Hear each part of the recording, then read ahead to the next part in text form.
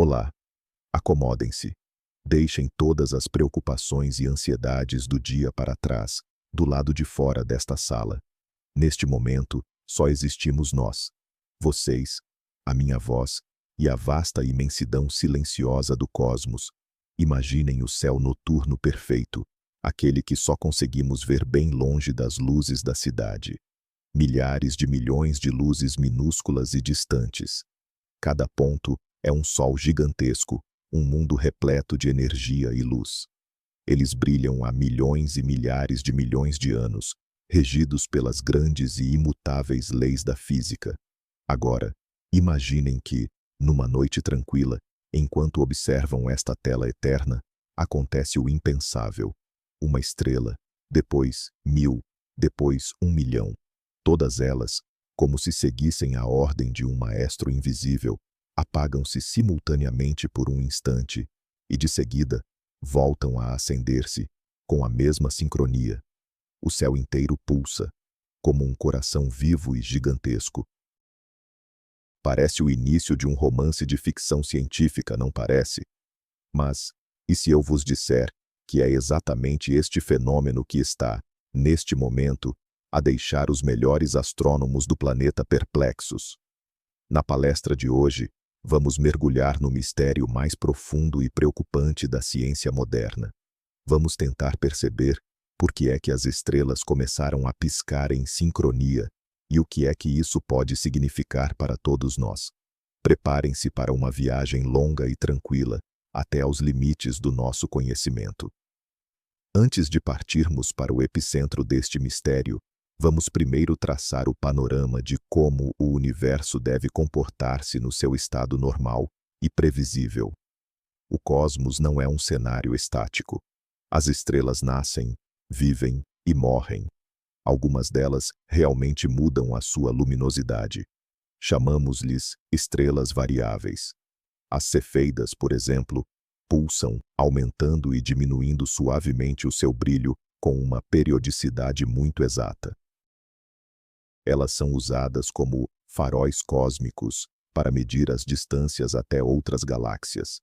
Existem as variáveis cataclísmicas, sistemas estelares duplos, onde uma estrela absorve matéria da outra, provocando explosões irregulares. E existem também os pulsares, remanescentes de estrelas que explodiram, estrelas de neutrões que giram a velocidades incríveis e emitem feixes de radiação, como um farol cósmico.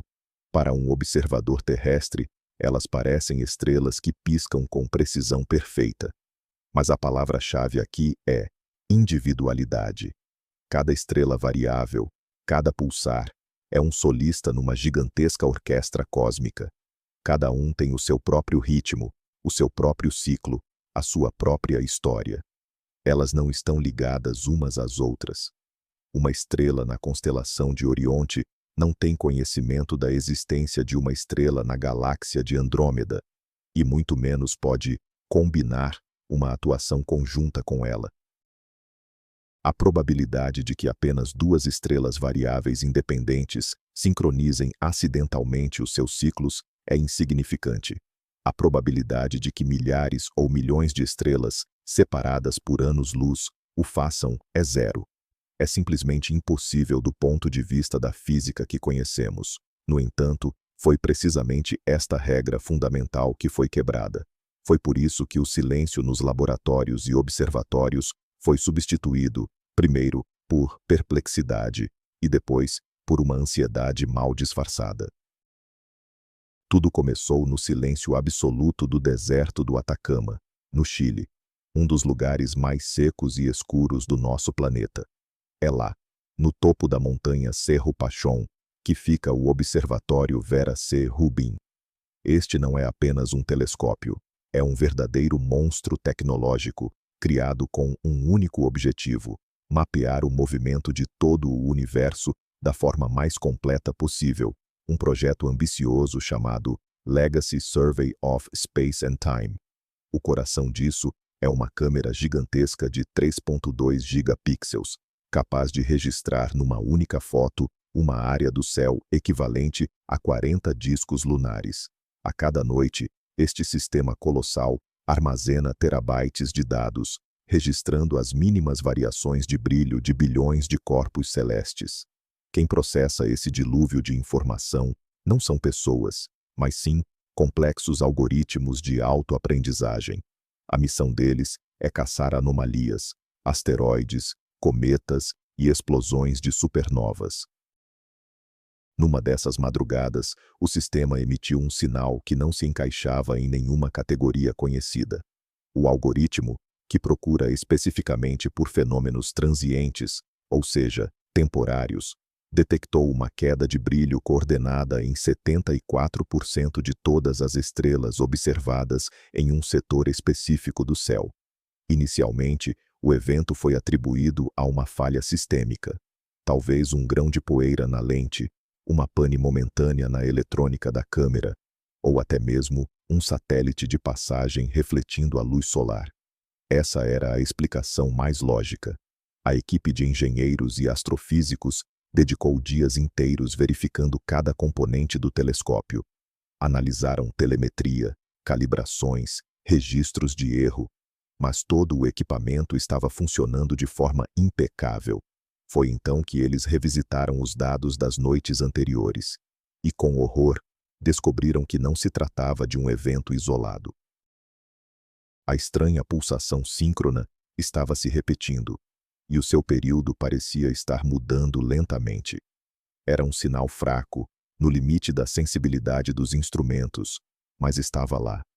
A percepção de que aquilo não era um erro chegou de forma lenta e relutante. É como se você estivesse numa casa vazia, ouve um sussurro e tenta se convencer de que é apenas o vento. Mas o sussurro se repete, e você percebe que não está sozinho. Os astrônomos compreenderam que haviam se deparado com algo que transcendia o seu entendimento, algo que os forçaria a reescrever os fundamentos de sua ciência. Assim que o primeiro grupo de cientistas do Observatório Vera Rubin confirmou que não se tratava de uma falha técnica, eles passaram à fase seguinte, a verificação de interferências externas. A candidata mais óbvia era a atmosfera terrestre. Ela é viva, dinâmica, e a sua turbulência faz as estrelas cintilarem.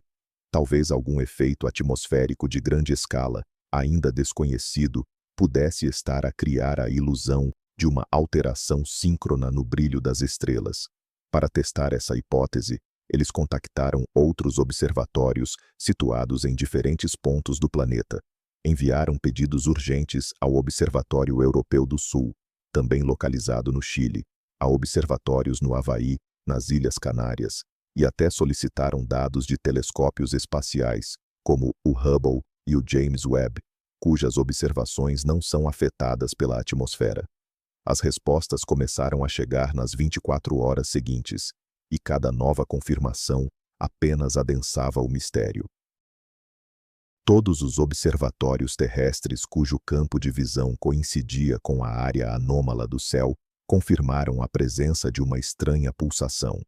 Mas o ponto crucial era, ela também havia sido registrada pelos telescópios espaciais. Este foi um golpe decisivo na hipótese da influência atmosférica. O fenômeno não estava a acontecer no ar sobre o nosso planeta. Estava a acontecer lá, no espaço profundo.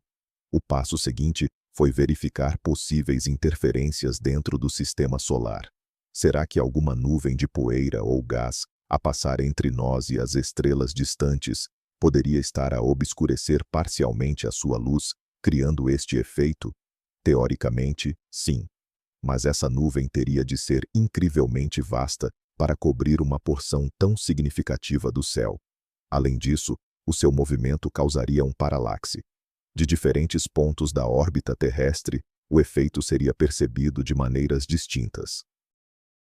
No entanto, os dados dos telescópios, recolhidos com meses de diferença, quando a Terra estava em pontos opostos da sua órbita, não revelaram paralaxe. O efeito era estático, não estava ligado a nada que estivesse próximo. Lentamente, passo a passo, eliminando uma explicação lógica após a outra, os cientistas chegaram à única e assustadora conclusão. O que quer que estivesse a causar este fenômeno, A sua fonte estava muito além dos limites do nosso sistema solar, no espaço interestelar.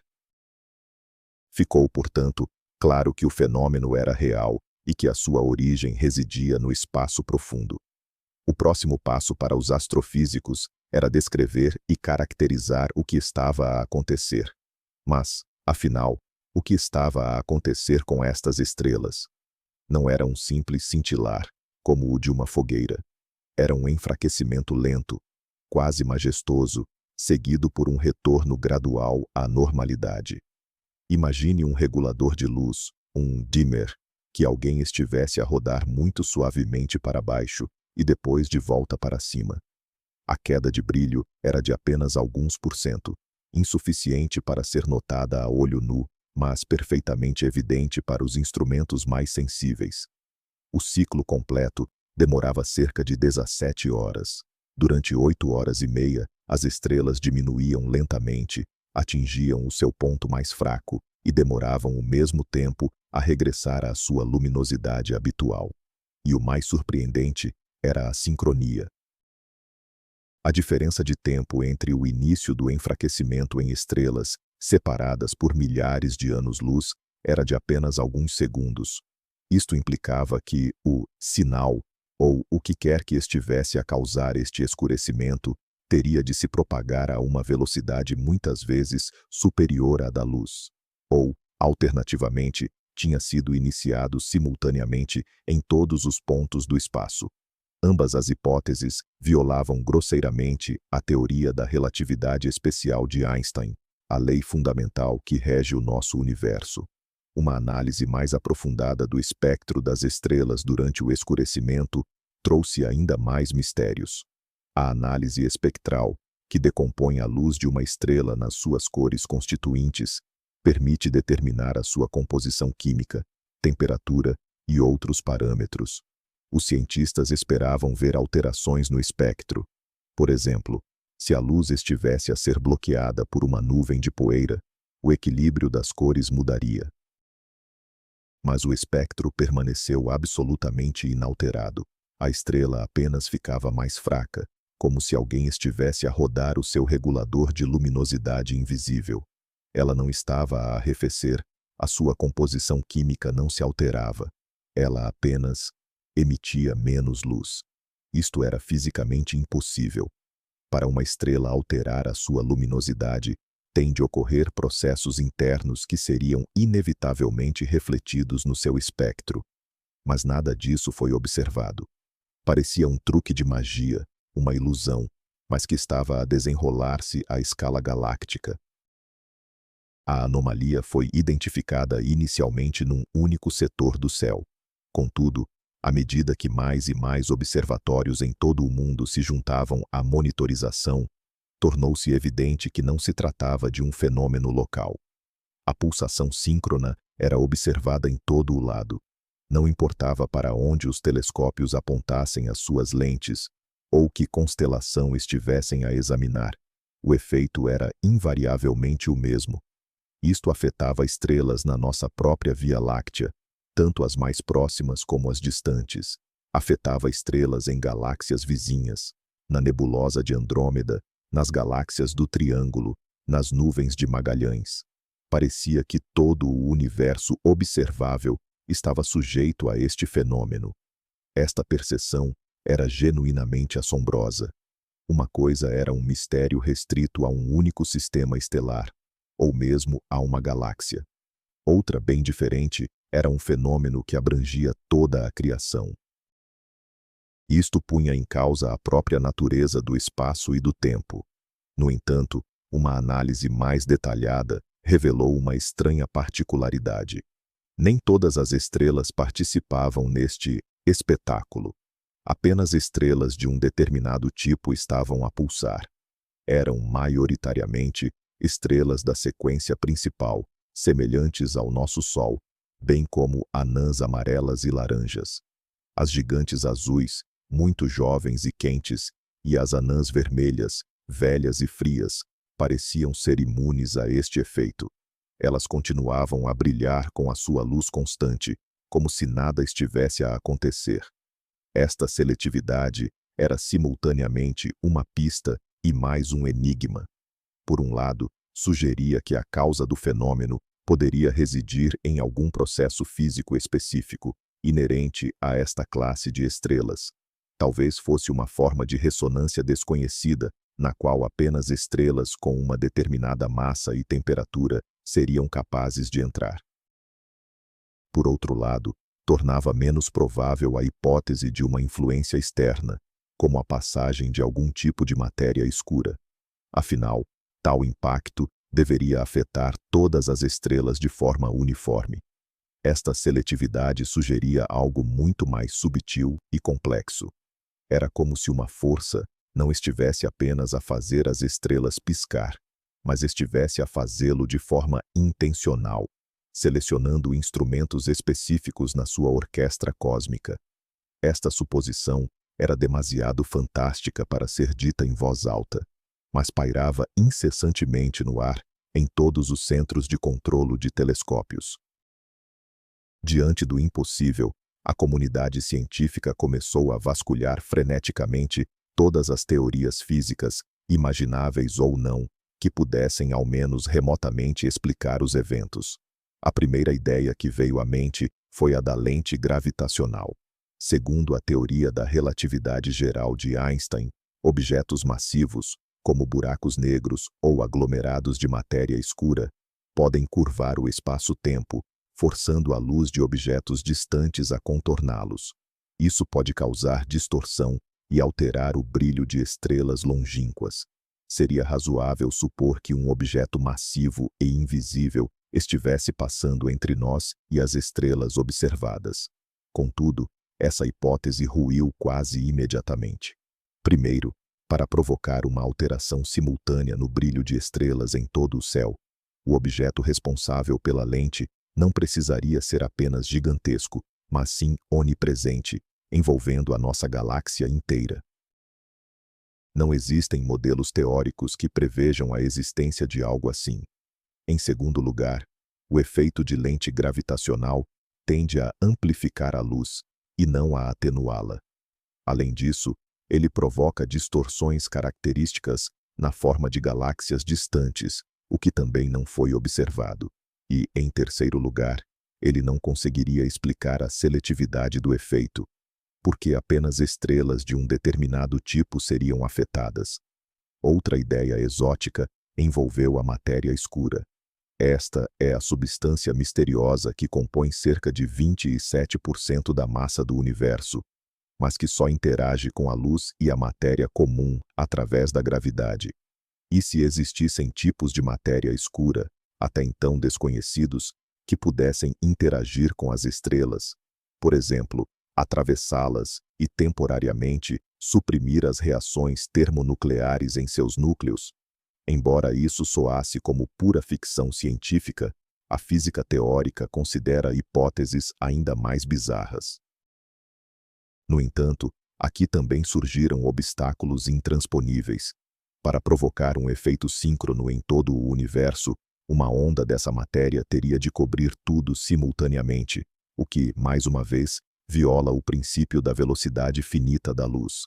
Além disso, ficava inexplicável por que esta matéria hipotética interagiria apenas com estrelas do tipo solar. Cada nova teoria que nascia nas mentes dos físicos esbarrava num muro de contradições e inconsistências. Parecia que o próprio universo estava a rir das tentativas humanas de explicá-lo, usando suas leis tão limitadas. Assim que as primeiras hipóteses físicas, as mais óbvias, foram descartadas, os cientistas se voltaram para ideias mais profundas e fundamentais. E se o problema não estivesse nas estrelas, nem no espaço entre elas, mas sim nas próprias leis da física, talvez estivéssemos a testemunhar a manifestação de uma nova força da natureza, ainda desconhecida, ou uma alteração numa das constantes fundamentais, por exemplo, a constante gravitacional. Se ela variasse periodicamente por todo o universo, isso afetaria diretamente os processos internos das estrelas. A mudança na gravidade causaria a contração ou expansão do núcleo estelar, o que, por sua vez, alteraria a velocidade das reações termonucleares e, consequentemente, o brilho da estrela.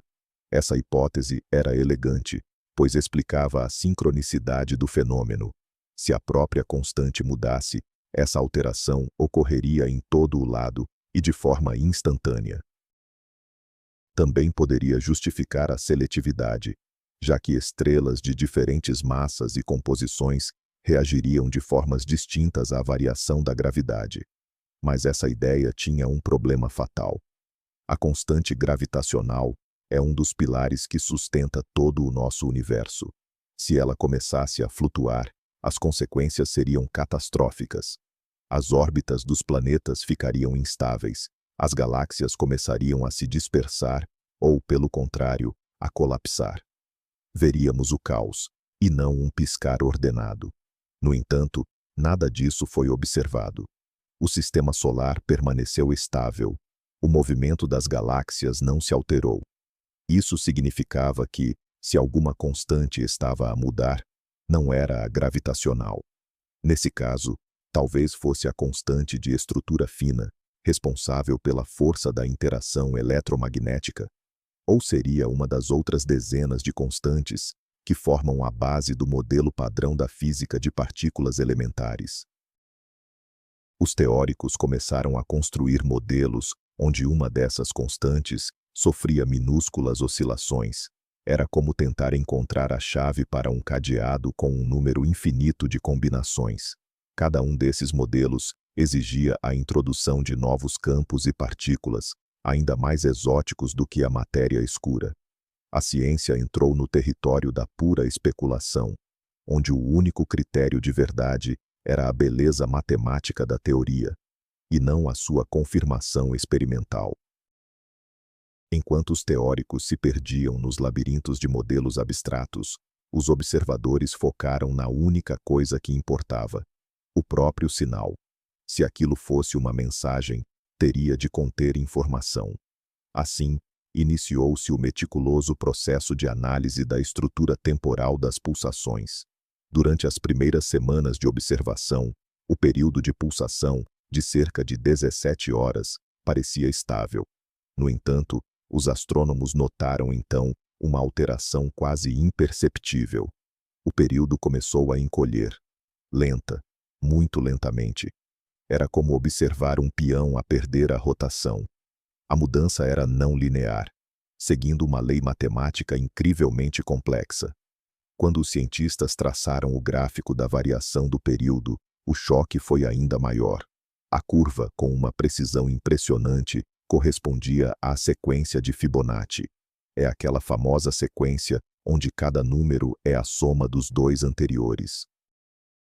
Ela é encontrada em toda a parte na natureza, no arranjo das sementes do girassol, nas espirais das conchas ou nos padrões de ramificação das árvores. Mas ninguém jamais esperaria vê-la num sinal vindo das profundezas do cosmos, numa escala galáctica. Essa descoberta mudou tudo. Um fenômeno natural aleatório, por mais bizarro que fosse, dificilmente obedeceria a uma lei matemática tão complexa e específica. A sequência de Fibonacci é um marcador de complexidade, um padrão que, em condições terrestres, é frequentemente associado a sistemas biológicos ou à inteligência. Isso já não era apenas um piscar intermitente, era uma transmissão estruturada. Mas o que significava? Seria apenas uma demonstração do tipo: estou aqui e domino a matemática? Ou estaria codificado um significado mais profundo nessa sequência?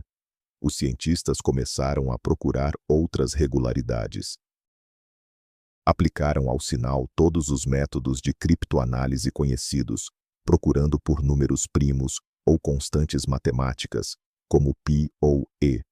O sinal parecia uma cebola infinita. Ao remover uma camada, descobriam outra, ainda mais complexa. Dentro dos grandes ciclos de 17 horas, foram detectadas pulsações mais curtas e rápidas, que, por sua vez, se organizavam em padrões que lembravam fractais. Quanto mais precisas eram as medições, mais complexa e intencional a estrutura do sinal se revelava. Era como se um ser humano primitivo encontrasse um smartphone numa praia. Ele veria apenas um retângulo a brilhar, sem a mínima noção do que é um sistema operacional, aplicativos ou a internet. A humanidade encontrava-se, assim, no papel desse selvagem, confrontada com uma tecnologia que a superava em milhões de anos de evolução. A identificação de uma estrutura matemática nesse sinal marcou o ponto de inflexão. A partir daí, tornou-se impossível ignorar a hipótese mais perturbadora e, ao mesmo tempo, mais empolgante, a da inteligência extraterrestre. O Projeto 7, a busca por inteligência extraterrestre, passou décadas monitorando o cosmos na faixa de rádio, na esperança de capturar algum sinal de origem artificial. Contudo, essa empreitada sempre se baseou na premissa de que outra civilização optaria por usar ondas de rádio para comunicação, exatamente como fazemos. Era, essencialmente, uma busca por agulha num palheiro, restrita pela nossa própria limitação tecnológica. E se uma civilização altamente avançada, que nos antecede em milhões de anos, estivesse utilizando algo completamente diferente para a comunicação, e se ela tivesse a capacidade de modular a luminosidade das próprias estrelas, de criar uma espécie de internet galáctica? Do ponto de vista das nossas tecnologias atuais, isso beira a mágica absoluta. Fazer uma estrela alterar sua luminosidade requer, de alguma forma, influenciar os processos termonucleares do seu núcleo. Isso exige um consumo de energia comparável à energia total da própria estrela. Para realizar essa sincronização com milhões de outras estrelas, seria necessário não apenas uma quantidade colossal de energia, mas sim uma tecnologia capaz de manipular o próprio tecido do espaço-tempo. Uma civilização assim se enquadraria perfeitamente na classificação proposta, na década de 60, pelo astrofísico soviético Nikolai Kardashev. Kardashev dividiu as civilizações hipotéticas em 3 tipos, baseando-se no nível de consumo de energia. Tipo 1, que utiliza toda a energia do seu planeta. Tipo 2, que consome toda a energia da sua estrela, por exemplo, através de uma esfera de Dyson. E tipo 3, que é aquela que dominou a energia de toda a sua galáxia. O fenômeno do piscar síncrono das estrelas, caso seja de fato uma criação inteligente, só poderia ter sido produzido por uma civilização do tipo 3, ou talvez por algo ainda superior, se é que tal nível existe. A simples ideia era, simultaneamente, estimulante e aterradora. Por um lado, significaria que não estamos sós no universo. Seria a resposta para a questão mais fundamental que a humanidade se faz desde o seu surgimento. Por outro lado, implicaria que somos meras formigas na beira de uma estrada pela qual algo inimaginavelmente poderoso está a avançar. E esse alguém decidiu nos enviar um sinal. Mas com que propósito? Seria uma saudação amigável? Um aviso? Ou seria apenas um efeito colateral das suas vastas tecnologias galácticas, ao qual nós, da nossa perspectiva limitada, estamos a dar demasiada atenção? Se aceitarmos a hipótese de que este sinal é artificial, a pergunta surge imediatamente: por quê? Qual é o propósito de uma demonstração tão grandiosa? O primeiro pensamento que nos vem à mente é o estabelecimento de contato. Estamos aqui. Esta é a mensagem mais simples e óbvia. Talvez a civilização emissora tenha atingido um nível de desenvolvimento que lhe permite construir um farol cósmico visível para todas as jovens civilizações em potencial, como a nossa. Eles apenas anunciam sua presença, convidando ao diálogo aqueles que conseguirem notar e decifrar a mensagem. No entanto, esta versão parece excessivamente simplista. Se eles são capazes de manipular estrelas, certamente já sabem da nossa existência há muito tempo. Poderiam ter entrado em contato de uma forma muito mais simples e direta. Por que, então, todo este espetáculo complexo e tão dispendioso em termos energéticos?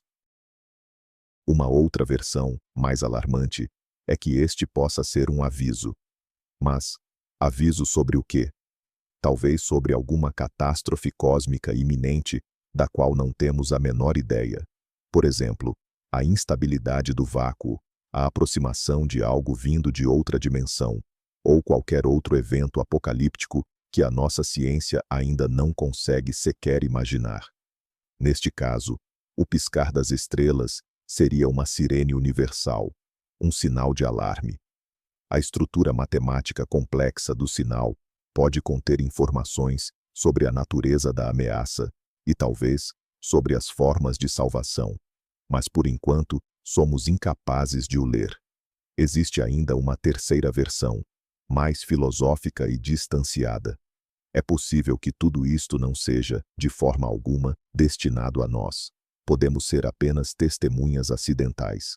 Pode ser uma forma de arte para uma supercivilização, uma sinfonia de luz galáctica. Ou um efeito colateral da operação do seu computador massivo do tamanho de uma galáxia, o chamado computrônio, ou até mesmo um ritual religioso, cujo significado jamais conseguiremos compreender. É bem possível que, para eles, não sejamos mais significativos do que bactérias num grão de poeira são para nós. Eles vivem em escalas de tempo e espaço que não conseguimos conceber, e as suas ações podem parecer-nos milagres ou meros disparates, simplesmente devido à colossal diferença de desenvolvimento. Este pensamento é, talvez, o mais desagradável para a vaidade humana. Não estar no centro dos acontecimentos, mas ser apenas um espectador acidental na plateia secundária, é algo para o qual a nossa civilização, habituada a considerar-se a coroa da criação, está absolutamente despreparada. O mistério das estrelas que piscam deu um novo fôlego ao famoso paradoxo de Fermi. Proposto pelo físico Enrico Fermi, o paradoxo é simples. Se o universo é tão vasto e antigo, e deve abrigar milhões e bilhões de planetas habitáveis, por que nunca encontramos vestígios de civilizações extraterrestres? Onde é que elas se meteram? Durante décadas, cientistas propuseram diversas soluções. A hipótese da Terra rara sugere que as condições para o surgimento de vida inteligente são tão raras que podemos, de fato, estar sós na galáxia. A teoria do grande filtro postula que existe um obstáculo intransponível no caminho do desenvolvimento de qualquer civilização, seja uma guerra nuclear, um colapso ecológico ou uma pandemia, que aniquila a maioria delas antes que consigam alcançar o espaço. Há também a hipótese do zoológico, onde civilizações mais avançadas nos observam, mas sem interferir, tal como observamos animais numa reserva natural. Contudo, sob a luz dessas estrelas que piscam, todas essas hipóteses ganham uma nova perspectiva. Talvez a resposta para onde é que eles estão estivesse diante dos nossos olhos o tempo todo. Eles não estão escondidos. Eles apenas se comunicam de uma forma que nunca conseguimos conceber. Eles não utilizam ondas de rádio rudimentares. Eles falam a linguagem do próprio universo, a linguagem das estrelas. Éramos como pessoas vivendo num mundo sem rádios, perguntando-se por que não ouviam música. Talvez o paradoxo de Fermi seja uma falácia. O universo pode estar repleto de vida e inteligência, mas estava apenas esperando que nós crescêssemos o suficiente para notar a sua presença. Nossa descoberta pode ser o nosso exame de admissão no clube galáctico. E agora, enfrentamos a pergunta crucial. O que fazemos a seguir? Devemos tentar responder? E se sim, como? Não temos a tecnologia para fazer piscar, nem mesmo o nosso próprio Sol, que dirá em escala galáctica. Qualquer resposta nossa seria como o grito de uma formiga tentando responder ao rugido de um elefante. Mas, e se não devemos responder? Existe um conhecido dilema na teoria de contato, brilhantemente descrito no romance O Problema dos Três Corpos, de Liu Cixin. Se você está numa floresta escura, cheia de caçadores invisíveis, a primeira regra é manter o silêncio. Ao anunciar a nossa presença, corremos o risco de atrair a atenção de seres cujas intenções podem não ser nada amigáveis. A humanidade está agora numa encruzilhada, e o custo de um erro pode ser incrivelmente alto. A notícia sobre a anomalia cósmica, é claro, não podia permanecer confinada por muito tempo aos muros dos institutos científicos. Apesar de todas as tentativas de manter a informação em segredo até que obtivessem alguma explicação plausível, o vazamento aconteceu. Começou com rumores em fóruns especializados e, em seguida, sendo agarrada pelos jornalistas, desabou sobre o mundo como uma avalanche. A reação da sociedade foi previsível e caótica. O mundo se dividiu. Para alguns, tornou-se o maior evento da história, a confirmação da sua crença de que não estamos sós. Novas religiões surgiram, deificando os regentes estelares. Milhões de pessoas ao redor do planeta passaram as noites olhando para o céu, tentando meditar e estabelecer um contato mental com uma inteligência superior. Para outros, isso se tornou uma fonte de medo inédito. Os mercados econômicos entraram em colapso.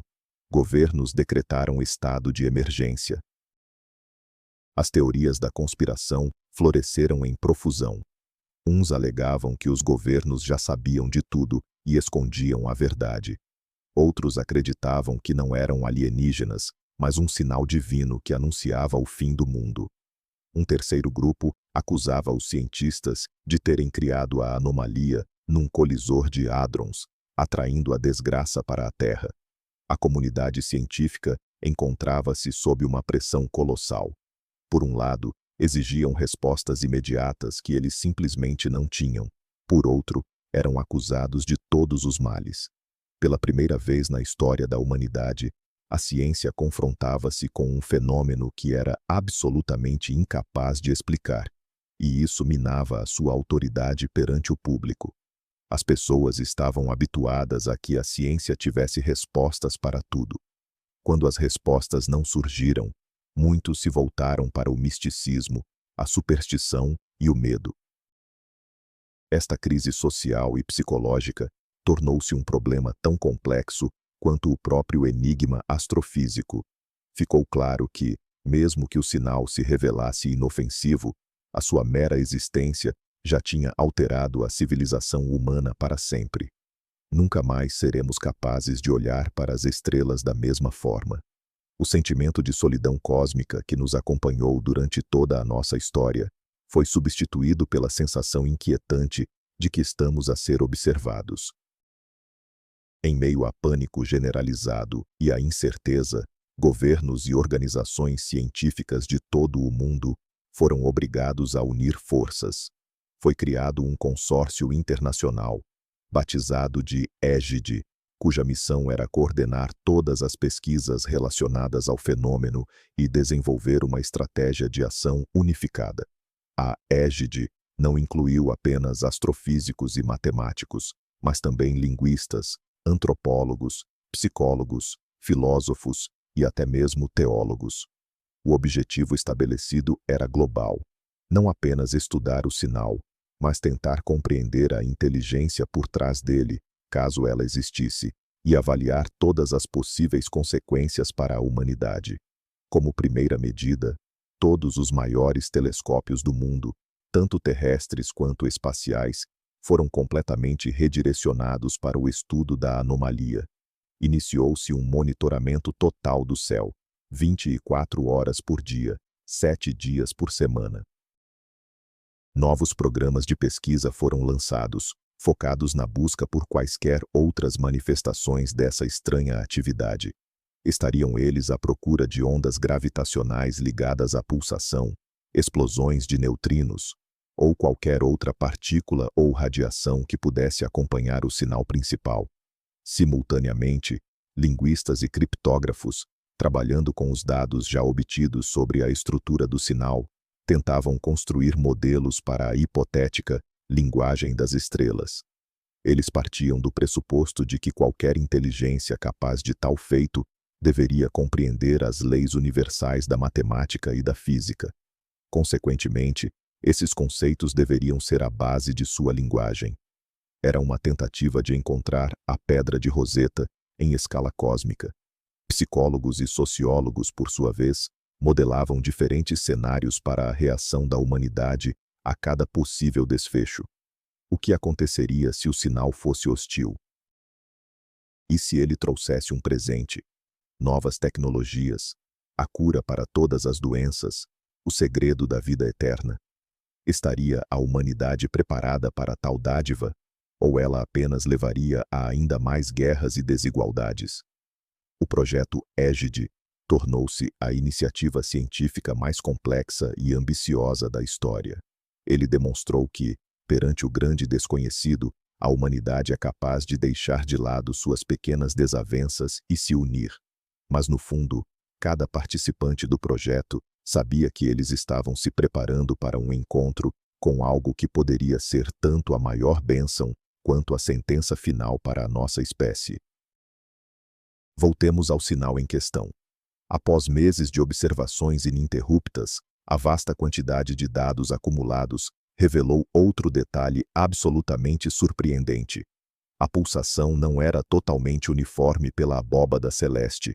Havia regiões onde ela era ligeiramente mais intensa e outras onde parecia mais fraca.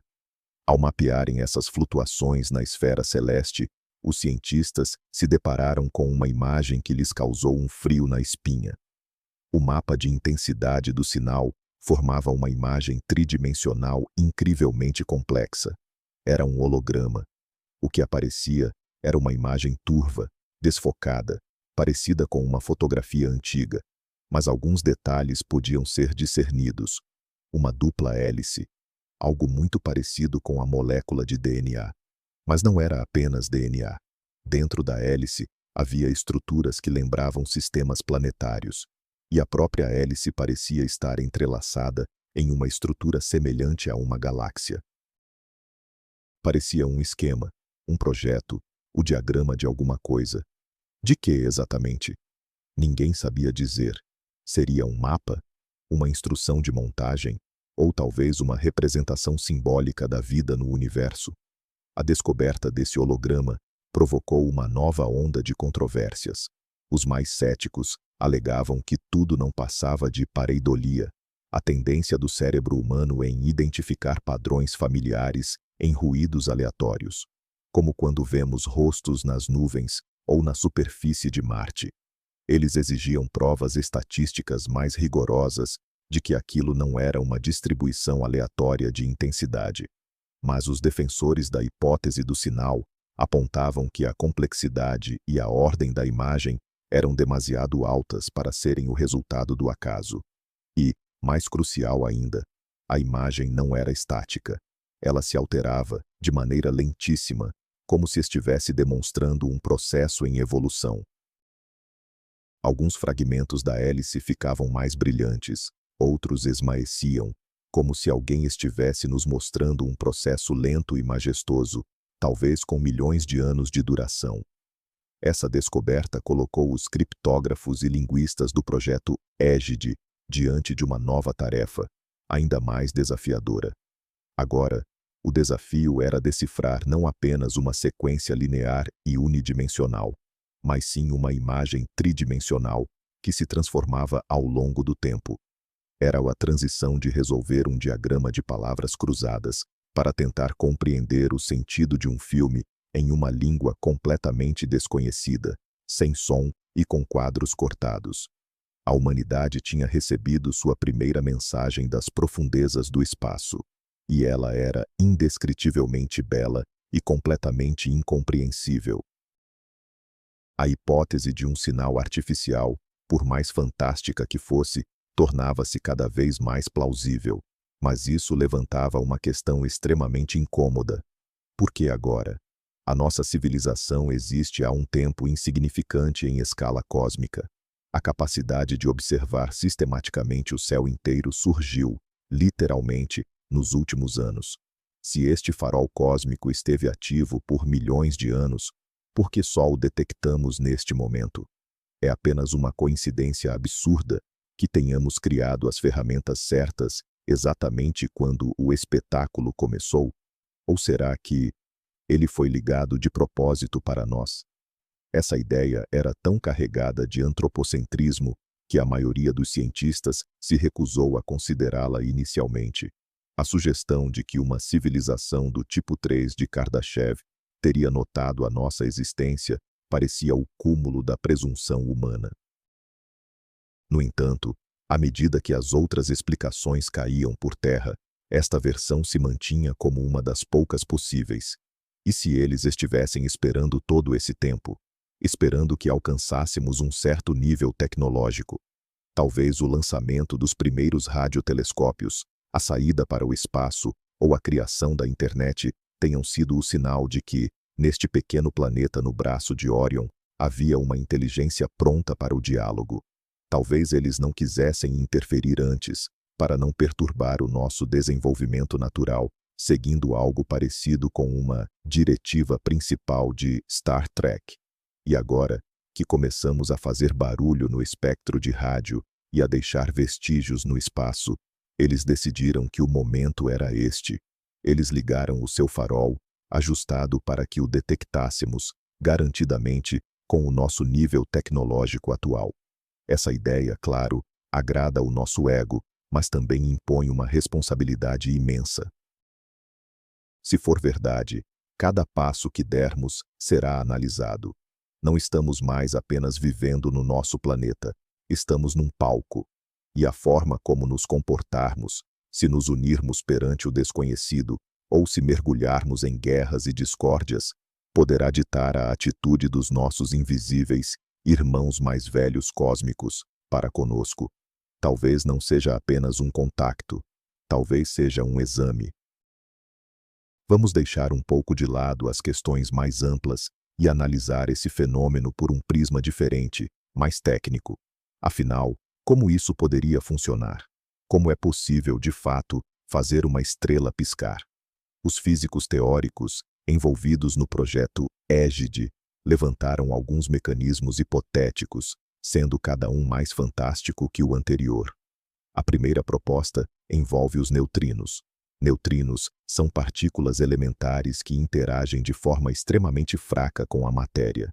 Bilhões deles, vindos do Sol, atravessam nosso corpo a cada segundo e nós sequer notamos. Mas e se fosse possível gerar um feixe incrivelmente potente e focado de algum tipo de neutrino especial, o chamado neutrino estéreo, que pudesse interagir com a matéria sob condições específicas? Se um feixe desses fosse direcionado ao núcleo da estrela, teoricamente, seria possível alterar temporariamente a taxa das reações termonucleares, seja as suprimindo, seja as amplificando. Isso daria o poder de controlar a luminosidade estelar. Uma tecnologia capaz de gerar e focar feixes como esses em distâncias interestelares está muito além da nossa capacidade de imaginar. Mas, pelo menos, ela não viola diretamente nenhuma lei conhecida da física. A segunda hipótese é ainda mais exótica. Ela postula o uso de microburacos negros. De acordo com certas teorias, buracos negros primordiais do tamanho de um núcleo atômico podem ter sido formados durante o Big Bang. Se aprendêssemos a manipular esses objetos, poderíamos enviá-los às estrelas. Ao atravessar o astro, o microburaco negro absorveria parte de sua massa, reduzindo temporariamente sua luminosidade. Se o movimento de trilhões desses microburacos negros fosse perfeitamente sincronizado, seria possível gerar o efeito desejado. A terceira e mais audaciosa ideia é a manipulação direta do espaço-tempo. Imagine uma tecnologia que possa gerar bolhas localizadas de espaço-tempo curvado. Se uma estrela fosse cercada por uma bolha dessas, sua luminosidade visível, para um observador externo, poderia ser alterada sem sequer tocar no astro. Seria como criar e desfazer lentes gravitacionais instantaneamente. Essa já é uma tecnologia de nível divino, capaz de reescrever o próprio tecido do universo. Todas essas hipóteses, claro, não passam de especulações, mas elas sinalizam a direção que o pensamento científico está tomando. Os pesquisadores estão tentando mapear o salto tecnológico que nos separa dos criadores do sinal, e essa distância, ao que tudo indica, não se mede em séculos, mas sim em eras. Enquanto parte da comunidade científica se esforçava para decifrar o sinal, outra se perguntava o oposto. Haveria uma forma de abafá-lo, ou pelo menos de testar se a fonte reagiria às nossas ações. Assim nasceu um dos experimentos mais ousados e arriscados da história, o projeto Resposta. A ideia era simples. Se não podemos fazer as estrelas piscarem, talvez possamos alterar algo em nosso próprio sistema solar, de modo que fosse perceptível a nível interestelar. Após longos debates, o único instrumento acessível foi escolhido: o nosso próprio Sol. O plano era o seguinte: utilizar todas as espaçonaves disponíveis à humanidade para criar um anel de poeira temporário e extremamente rarefeito ao redor do Sol. Para isso, seria necessário alterar as trajetórias de vários asteroides grandes do cinturão e direcioná-los para uma órbita próxima ao Sol, onde, sob a ação do vento e da radiação solar, eles se desintegrariam, gerando uma nuvem de poeira. Os cálculos mostravam que essa nuvem alteraria de forma insignificante a luminosidade total do Sol, e por um período muito curto, apenas alguns minutos. A mudança seria ínfima, mas talvez suficiente para demonstrar que existe alguém aqui, tentando responder. O projeto era incrivelmente arriscado. Qualquer erro de cálculo poderia resultar na queda de um asteroide na Terra ou em outro planeta. Ambientalistas protestaram veementemente contra a contaminação do sistema solar. Mas no final, após longas negociações internacionais, o projeto recebeu luz verde. No dia D, a humanidade inteira acompanhou sua execução em suspense, e tudo correu conforme o planejado.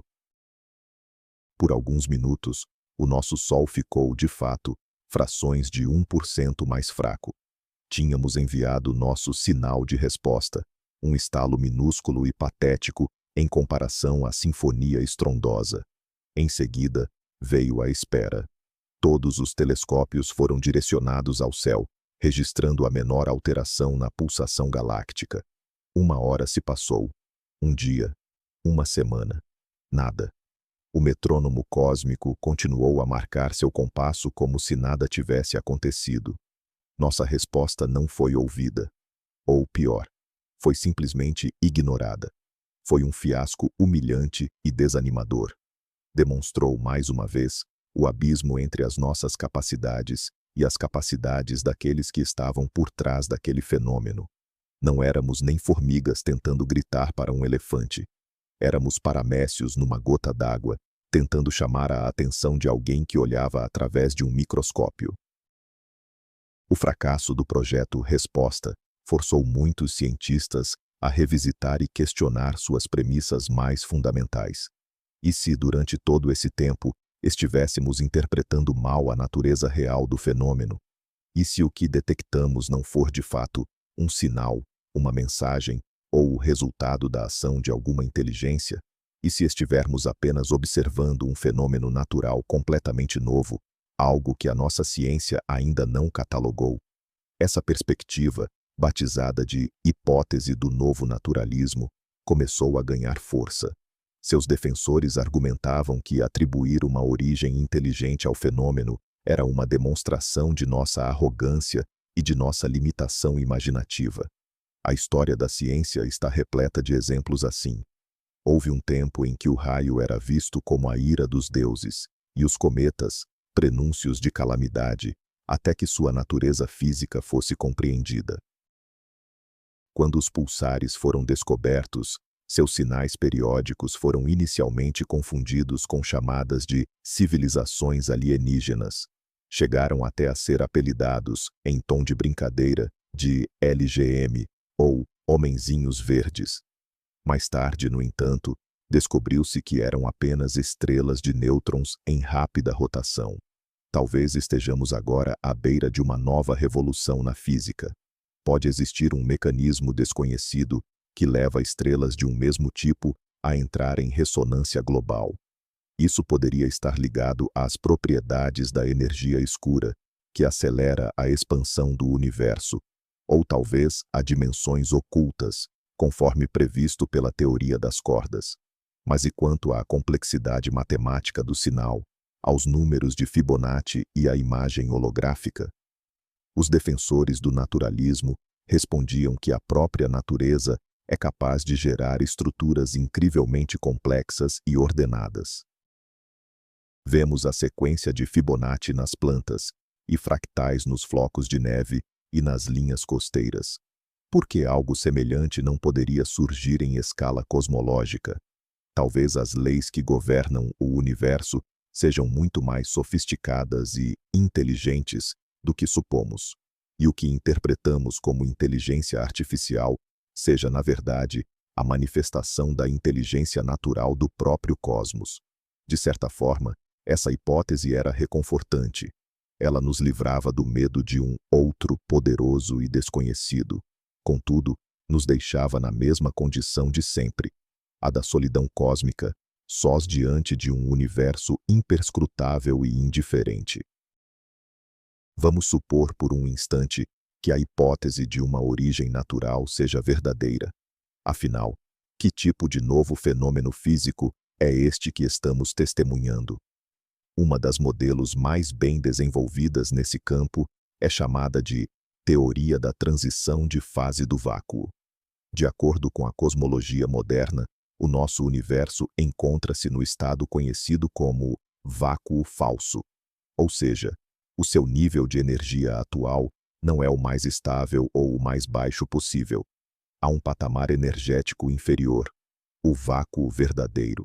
A transição do vácuo falso para o verdadeiro seria um processo de mudança de fase, comparável à transformação da água em gelo. Esse processo começaria num único ponto do universo, e a bolha de vácuo verdadeiro se expandiria à velocidade da luz, aniquilando tudo em seu caminho. Dentro dessa bolha, as leis da física seriam completamente diferentes, tornando a nossa própria existência impossível. Este é um dos cenários mais sombrios para o fim do cosmos. Mas e se essa transição não for tão catastrófica? E se o universo não cair de forma abrupta no vácuo verdadeiro, mas em vez disso, apenas oscilar à beira dessa transformação? Os teóricos especulam que a energia escura, que impulsiona a expansão do universo, pode estar causando estas flutuações. A analogia é a da água numa chaleira. Ela está prestes a ferver, mas não chega a transformar-se em vapor, apenas treme ligeiramente. Essas flutuações hipotéticas do vácuo poderiam alterar as constantes fundamentais em nível micro, como já discutimos. Contudo, essa alteração não seria caótica. Ela obedeceria a uma lei específica, inerente à própria estrutura do espaço-tempo. E essa lei poderia ser incrivelmente complexa, gerando os padrões fractais e de Fibonacci que estamos observando. Certos tipos de estrelas, por sua vez, funcionariam como detetores ultrassensíveis dessas oscilações, entrando em ressonância e alterando significativamente a sua luminosidade. Essa teoria daria conta de explicar tanto a sincronia do sinal, todo o universo oscilando simultaneamente, quanto a sua seletividade. Apenas certas estrelas ressoam, e a complexidade. Ela transformaria um sinal assustador, talvez extraterrestre, na música majestosa, no próprio respirar do cosmos. No entanto, essa hipótese carrega consigo um aspecto profundamente perturbador. Se o universo está oscilando à beira de uma transição de fase, isso implica uma instabilidade fundamental. E ninguém pode garantir que, num belo dia, essas oscilações não se precipitarão num processo irreversível, fazendo com que o nosso mundo simplesmente deixe de existir. Seja este fenômeno artificial ou natural, ele forçou a humanidade a reavaliar o seu próprio lugar no universo. Durante toda a nossa história, vivemos com a sensação de que o cosmos era algo distante, frio e, em grande parte, vazio. Ele servia apenas de pano de fundo para a nossa vida aqui na Terra. Sim, nós estudamos as estrelas e lançamos foguetes, mas era a mesma coisa que um homem que estuda o oceano estando parado na areia.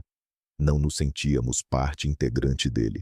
Essa descoberta mudou tudo isso para sempre. O cosmos deixou de ser um mero cenário.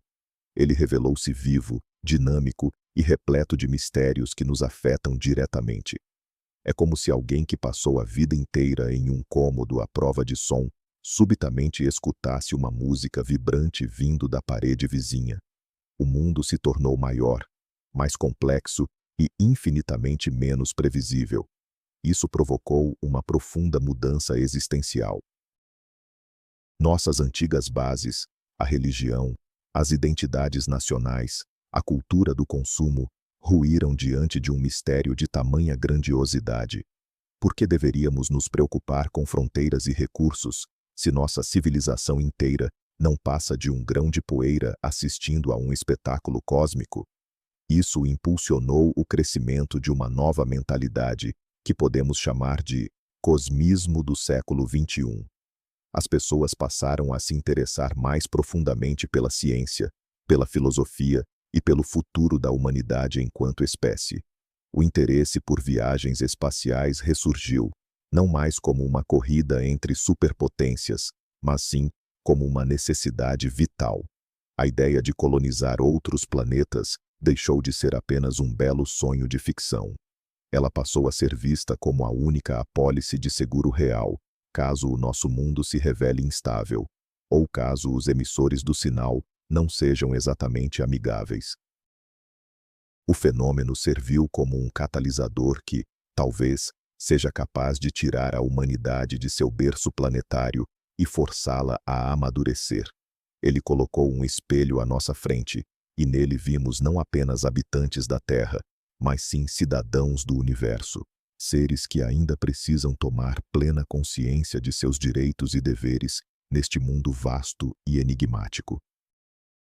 Enquanto os filósofos divagavam sobre o lugar da humanidade no cosmos, engenheiros e programadores dedicavam-se à tarefa mais ambiciosa de todas: construir uma inteligência artificial capaz de decifrar o sinal. O cérebro humano, por mais engenhoso que fosse, mostrou-se demasiado lento e limitado para processar um fluxo de dados tão colossal e multidimensional. A conclusão foi que apenas uma rede neural autoaprendizagem de nova geração teria alguma chance de encontrar padrões ocultos onde os humanos enxergavam apenas o caos. Assim, o projeto Oráculo foi lançado nos maiores centros de supercomputação do mundo. O sistema foi alimentado com a totalidade dos dados recolhidos por todos os telescópios, juntamente com todo o conhecimento humano existente: física, matemática, linguística, biologia e até mesmo arte. A intenção era que a IA não apenas procurasse padrões matemáticos, mas também tentasse traçar analogias, metáforas e conexões interdisciplinares que pudessem levar à decifração final.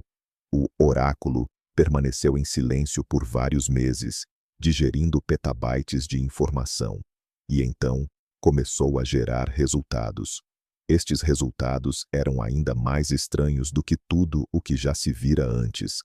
A inteligência artificial descobriu no sinal não uma, mas várias estruturas informacionais aninhadas. Num primeiro nível, havia de facto uma matemática complexa que descrevia o que pareciam ser leis fundamentais da física, algumas das quais eram totalmente desconhecidas para nós. Noutro nível, o sinal apresentava uma estrutura notavelmente semelhante à de uma obra musical, completa com harmonias, ritmos e temas recorrentes, mas construída sobre princípios radicalmente diferentes da música terrestre. No terceiro nível, a IA encontrou algo que classificou como código quase biológico, sequências que, em complexidade e densidade informacional, faziam lembrar o código genético, mas que eram exponencialmente mais elaboradas.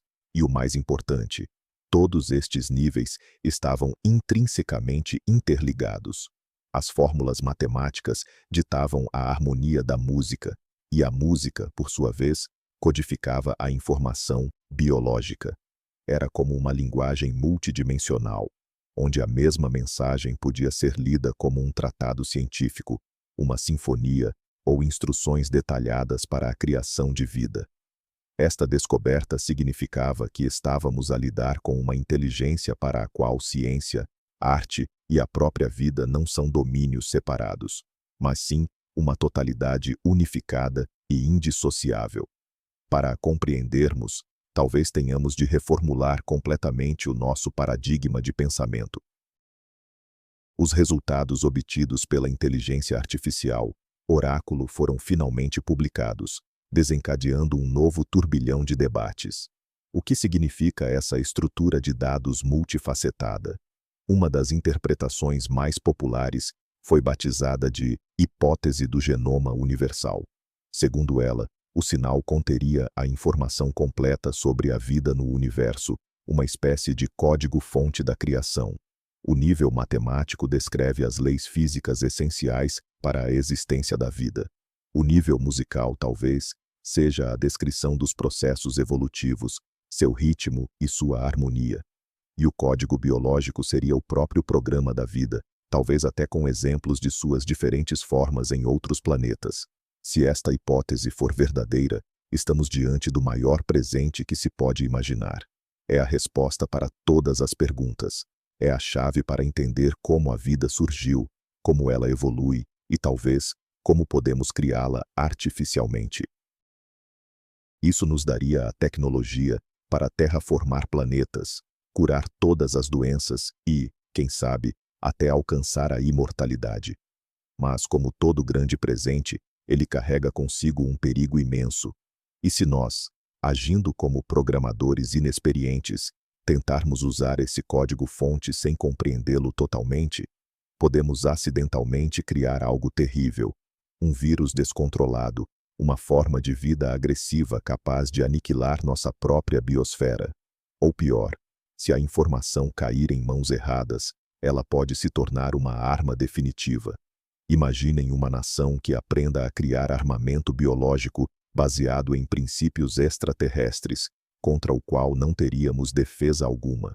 Por isso, a comunidade internacional tomou uma decisão sem precedentes: impor uma moratória em qualquer tentativa de aplicação prática das informações do sinal.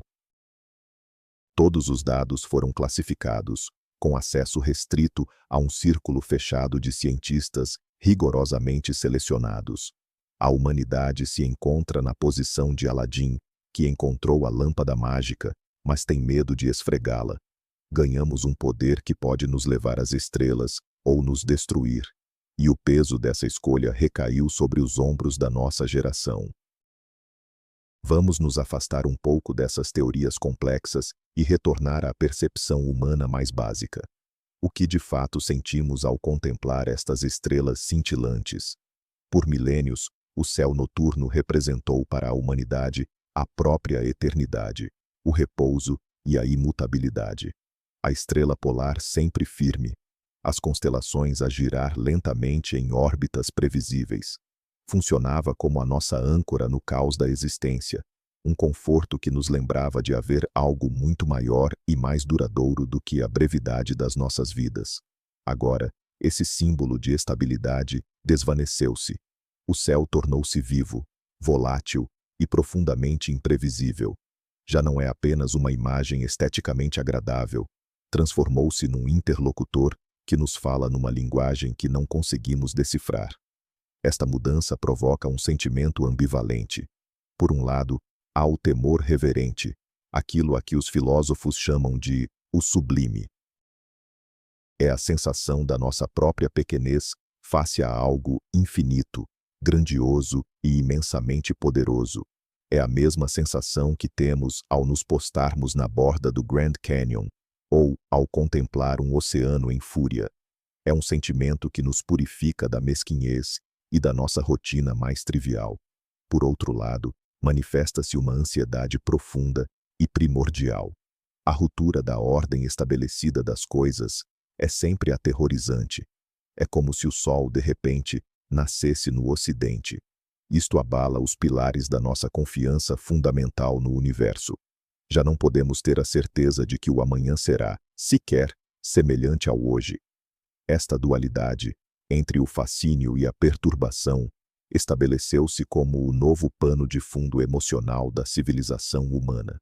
Psicólogos reportam um aumento de indivíduos que sofrem da chamada perturbação de ansiedade cósmica. Contudo, ao mesmo tempo, Muitos relatam um novo sentido de propósito e pertença a algo maior. É possível que este fosse um dos objetivos dos criadores do sinal, assumindo que eles existam, não apenas transmitir dados, mas sim transformar-nos emocionalmente, arrancar-nos do estado de apatia e forçar-nos a colocar novamente as grandes questões: quem somos, de onde viemos e para onde estamos a ir? No fluxo de dados analisados pelo oráculo, mais uma anomalia foi detectada. O sinal não era exatamente uniforme em todas as direções. Havia um ponto específico na esfera celeste de onde ele parecia chegar, com uma pequena antecipação, de apenas alguns milissegundos. Esse ponto ficava na direção do centro da nossa galáxia, na constelação de Sagitário. É ali que, como sabemos, reside o buraco negro supermassivo chamado Sagitário A. Essa descoberta deu origem a uma nova ideia, batizada de hipótese do repetidor central.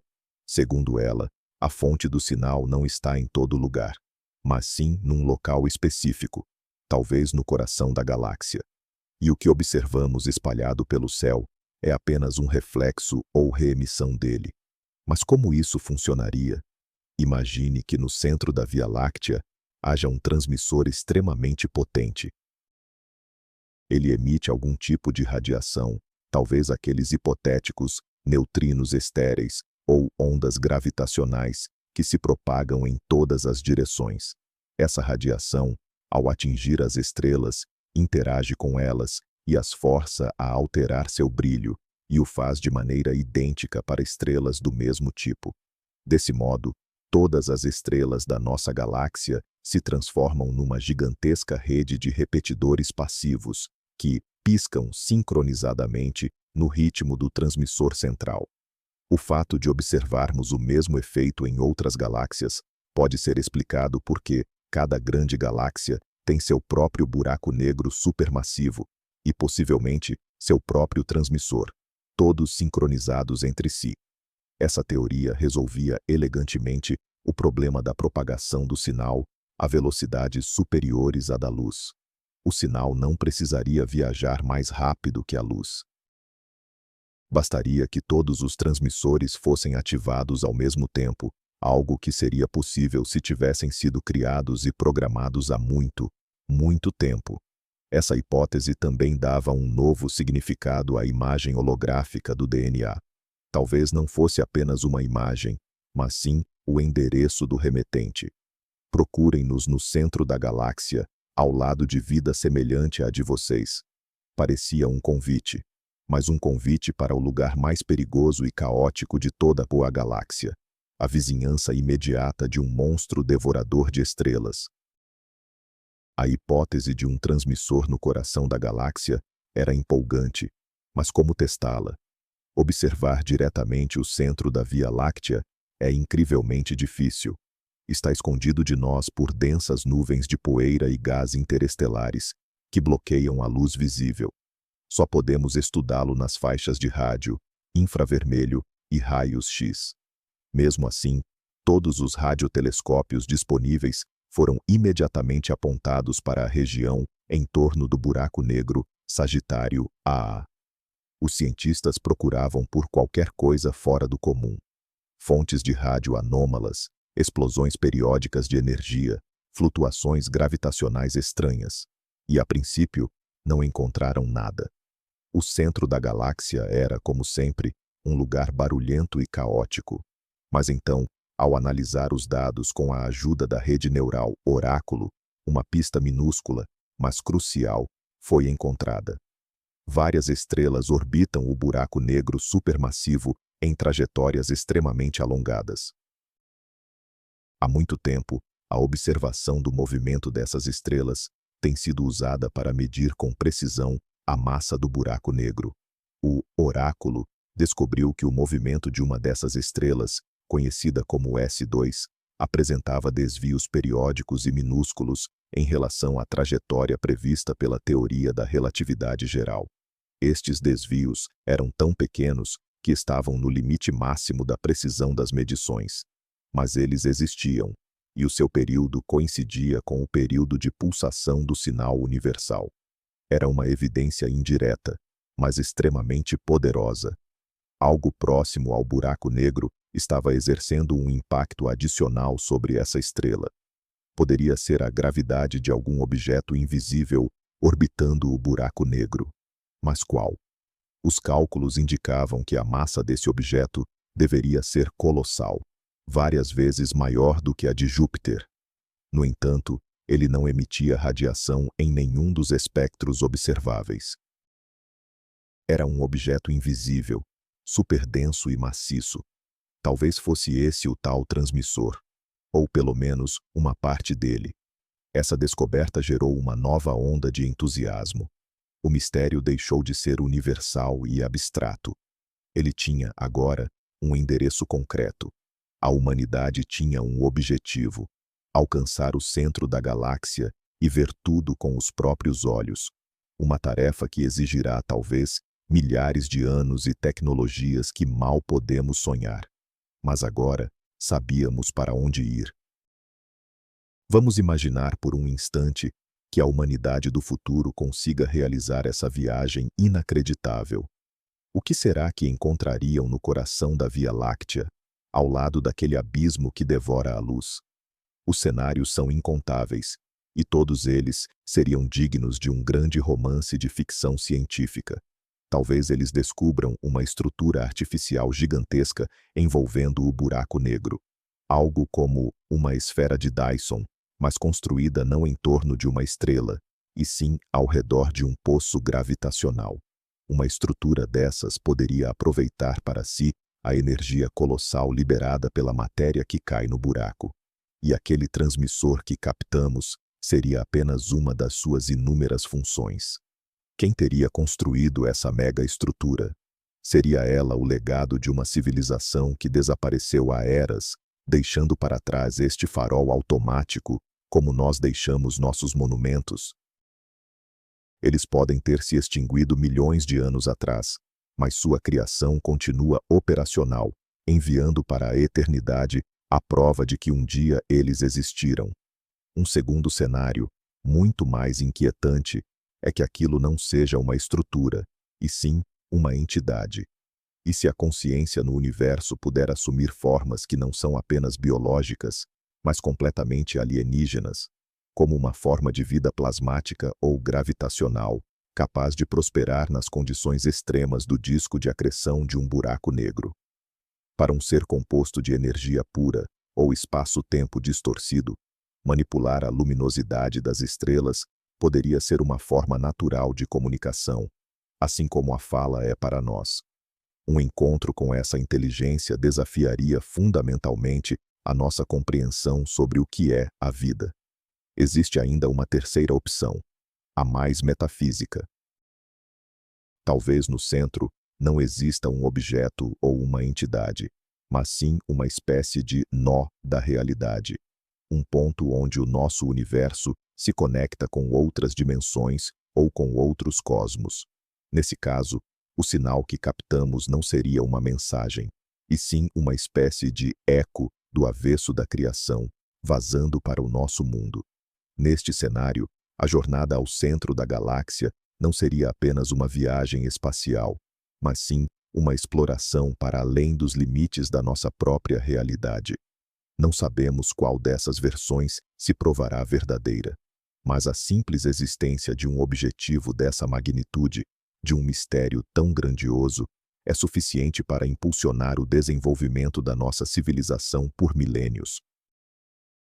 Enquanto os cientistas planeavam o futuro distante, os políticos e militares focavam-se em questões mais prementes. A descoberta de uma potencial fonte de sinal no centro da galáxia alterou o panorama geopolítico.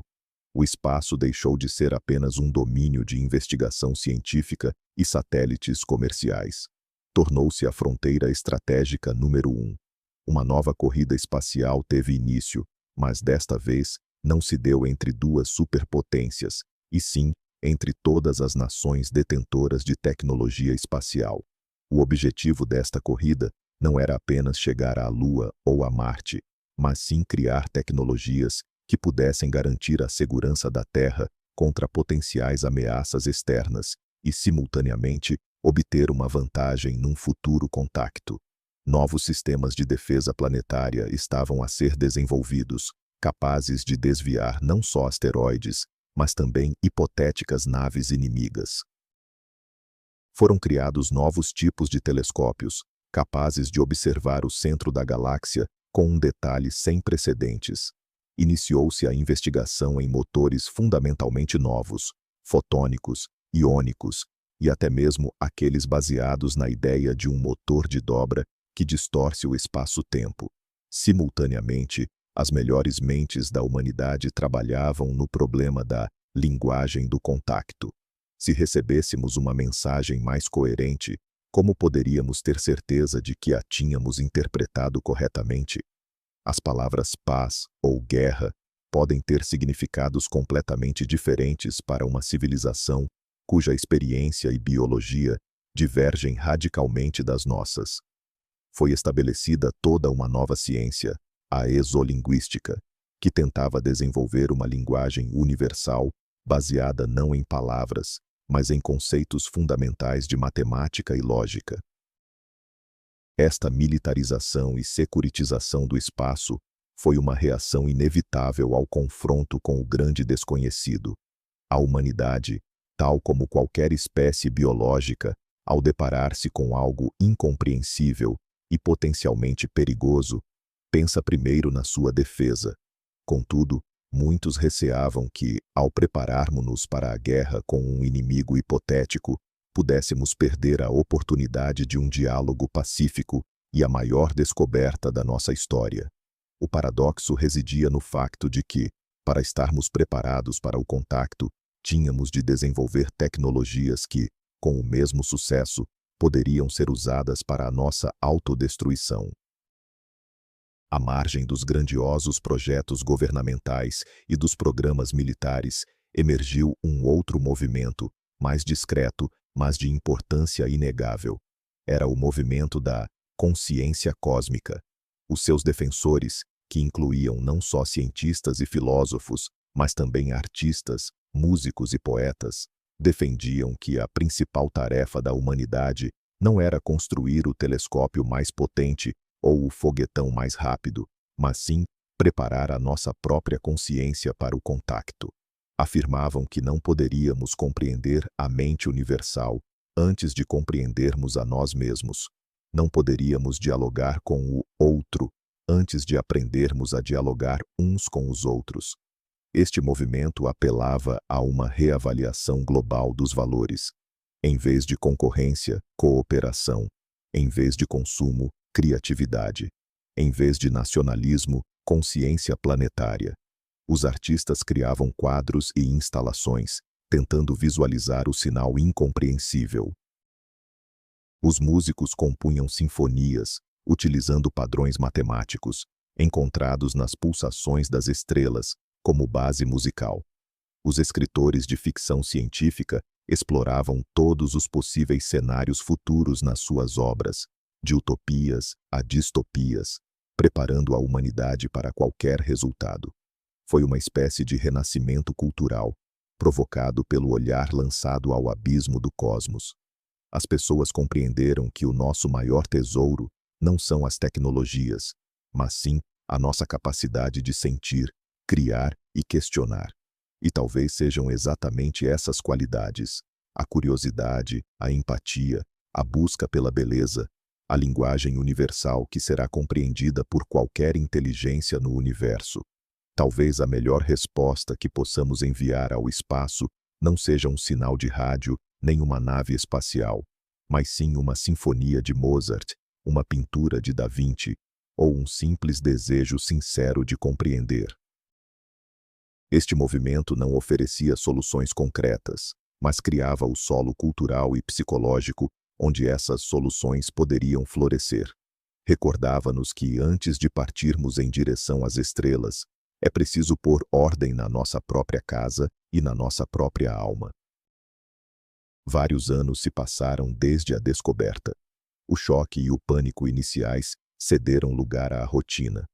A humanidade se habituou às estrelas cintilantes, como afinal nos habituamos a qualquer coisa. Elas se tornaram parte de nossas vidas. Um ruído de fundo que era mau era mencionado nos noticiários e que já não inspirava o antigo fascínio. O projeto Égide continuava seu trabalho, mas sem grandes avanços. O sinal permanecia indecifrável.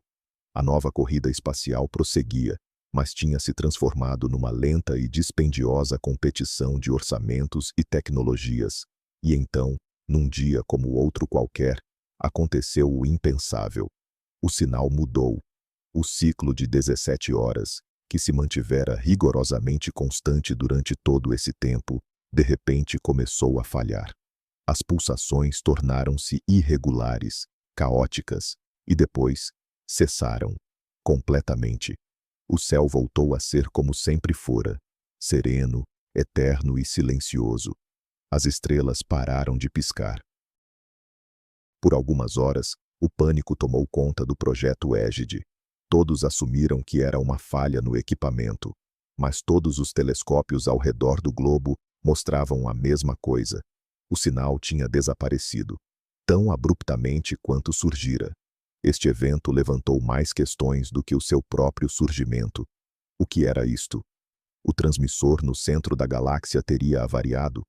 Ou o desligaram? Se foi desligado, por quê? Teria a nossa desajeitada resposta do projeto Retorno sido notada e talvez interpretada como hostil ou demasiado primitiva, fazendo com que simplesmente parassem de falar conosco? Ou, pelo contrário, teria sido a fase final de um teste no qual falhamos? Ou seria tudo muito mais simples e tratava-se de facto de um fenômeno natural que apenas chegou ao fim? O silêncio que se abateu sobre o universo era mais ensurdecedor do que a música mais alta do sinal. Enquanto este existiu, a humanidade tinha um propósito, um mistério que nos unia a todos. Agora, restava apenas o vazio e a indefinição. Éramos como alguém que durante anos manteve uma conversa fascinante com um interlocutor invisível e que, de repente, desligou a chamada sem sequer dizer adeus. Era como uma perda. A humanidade sentiu-se novamente só, mas era uma solidão diferente. Não a solidão ingênua da criança que desconhece a existência de outros, mas a solidão amarga do adulto que conheceu a possibilidade da amizade e depois foi rejeitado. Mas a história não parou por aí. Algumas semanas após o sinal ter desaparecido, os astrônomos que monitoravam o centro da galáxia detectaram algo novo.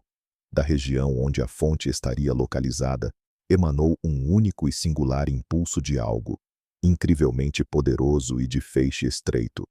Não era luz, nem ondas de rádio, nem sequer neutrinos. Os instrumentos não conseguiam determinar a sua natureza, limitando-se a registrar uma breve distorção no espaço-tempo. E este impulso foi direcionado de forma precisa e inconfundível para o nosso sistema solar. Ele viajava à velocidade da luz. Isso significava que teríamos cerca de 26 mil anos até que nos alcançasse, pois é exatamente essa a distância que nos separa do centro da galáxia. O que seria? Uma saudação de despedida? Um aviso? Ou algo mais? A inteligência artificial Oráculo, após analisar a estrutura do impulso, apresentou a hipótese que considerou mais provável. Tratava-se de um pacote de informação, incrivelmente denso e compactado, e ao que tudo indicava, continha a tal instrução, o genoma universal, que estava cifrado no sinal global, mas agora numa forma condensada e concentrada. Era um presente, ou uma caixa de Pandora. Tínhamos recebido um pacote, e a humanidade tem 26 mil anos para se preparar para recebê-lo.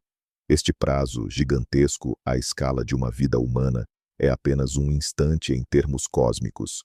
Isso coloca-nos perante um desafio totalmente novo. Não devemos apenas sobreviver como espécie durante este tempo. Temos de preservar e multiplicar o nosso conhecimento, transmiti-lo ao longo de centenas de gerações.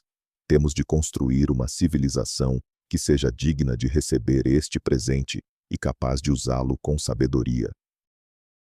Este é o maior desafio da nossa história. Agora não temos apenas um mistério, mas sim um objetivo claro e um prazo definido. 26 mil anos. O relógio começou a andar. O destino da humanidade, o seu futuro, seja ele tornar-se uma civilização galáctica ou desaparecer sem nunca abrir o pacote, agora depende unicamente de nós. Depende de conseguirmos superar as nossas divergências, a nossa ganância, a nossa ignorância. Depende de conseguirmos tornar-nos uma única humanidade, olhando em conjunto para o futuro. E aqui estamos, bem no começo desta longa jornada. O que toda essa história significa para nós, que estamos vivos agora? Significa que estamos vivendo no momento mais extraordinário de todos. Somos a primeira geração a realmente saber que não estamos sós. Somos a geração a quem foi confiada a missão de dar o primeiro passo numa caminhada que pode durar 26 mil anos. Esta responsabilidade pode parecer assustadora, mas é exatamente ela que confere um sentido incrível à nossa existência. Cada uma de nossas ações, cada descoberta científica, cada obra de arte, cada ato de bondade e cooperação é uma pequena contribuição para o grandioso futuro que aguarda nossos descendentes. Estamos a construir as fundações para uma catedral que só será concluída em milhares de anos. Estamos a plantar árvores à sombra das quais talvez nunca possamos descansar. Mas fazemos isso porque a nossa fé no futuro é inabalável. O mistério das estrelas a piscar, mesmo depois de ter desaparecido, deixou-nos o maior dos legados: esperança e propósito. Lembrou-nos que o universo é infinitamente complexo e belo, e que a parte mais fascinante não é encontrar as respostas, mas sim o próprio processo de descoberta. Mostrou-nos que mesmo a mais pequena civilização, perdida nos confins da galáxia, pode estar ligada a algo verdadeiramente grandioso. E agora, quando olhamos novamente para o céu noturno, calmo e silencioso, vemo-lo de maneira diferente. Sabemos que este silêncio é temporário, que lá nas profundezas uma mensagem nos aguarda. E em algum lugar, no coração da galáxia, talvez alguém esteja à espera da nossa resposta. Ainda temos um caminho muito longo pela frente, mas a humanidade nunca temeu longas caminhadas. Afinal, são exatamente elas que nos levam às estrelas. Portanto, continuemos a olhar para cima, a fazer perguntas e a sonhar. Porque a nossa jornada cósmica está apenas a começar. Chegamos então ao fim da nossa longa jornada, seguindo o rastro do maior mistério de todos. Começamos com um facto simples, mas impossível. As estrelas por todo o universo começaram a piscar em uníssono. Passamos por todas as etapas da busca científica, da negação e da tentativa de encontrar uma explicação simples, até a aceitação das hipóteses mais fantásticas. Vimos como este mistério transformou a nossa sociedade, a nossa ciência e a nossa filosofia. Confrontamo-nos com a ideia de uma inteligência tão antiga e poderosa que é capaz de usar as estrelas como letras na sua mensagem. Olhamos para o abismo da incompreensão, enquanto tentávamos decifrar uma linguagem baseada na matemática, na música e na própria vida. E no final, ficamos com um mistério ainda maior, uma mensagem que viaja até nós através dos milênios. Esta história não tem fim. Nós estamos a viver um dos seus primeiros capítulos. O que acontecerá a seguir não depende apenas dos nossos descendentes, mas também de nós. Depende dos valores que estabelecermos hoje nas fundações da nossa civilização. A principal lição desta história, talvez, seja que o universo é um lugar muito mais estranho e maravilhoso do que jamais poderíamos ter imaginado. E o mais importante de tudo é não ter medo desta estranheza, mas sim caminhar ao seu encontro com curiosidade e coração aberto. Obrigado por ter passado este tempo comigo a refletir sobre o eterno. Espero que esta história tenha ajudado você a relaxar e a preparar-se para um sono tranquilo. Se gostou desta conversa, por favor, Subscreva o canal, deixe um like e ative o sininho para não perder as nossas próximas viagens. E agora, antes que adormeça de vez, quero deixar-lhe uma pergunta. Imagine que a mensagem chega à Terra amanhã e que ela contém apenas uma frase que conseguimos compreender. Que frase você gostaria de ler? Escreva a sua sugestão nos comentários. Ficarei muito curioso para saber o que você sonha. Boa noite e que tenha sonhos lúcidos.